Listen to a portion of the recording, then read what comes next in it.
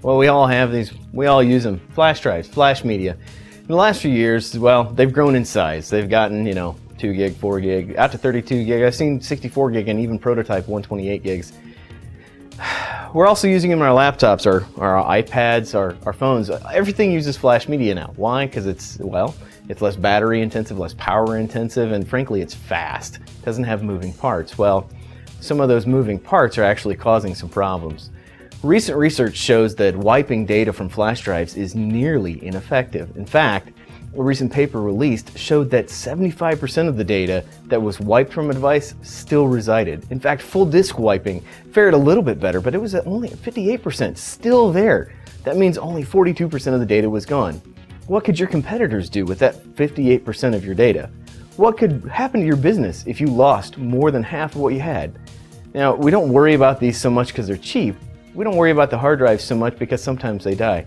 But at the end of life, we do need to wipe them. Well, traditional deletion and wiping functions aren't working properly with these new devices. Now, it has to do with a lot of technical mumbo jumbo, the FTL, has a lot to do with the FTL, the flash translation layer. And that actually takes place of the traditional SATA or ATA and SCSI technology that we used before. In that, new files are written to new locations. So you change a file and you write it, it actually writes it to a new place. That means remnant data is still there.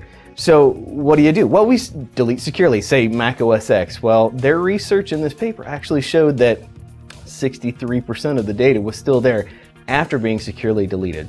What do you need to do?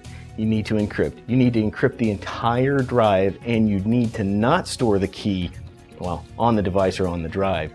How do you do that? Well, with smart cards or with other ways to render the key only when you need it so that they are physically separate. So if you lose one, you don't have access to the other.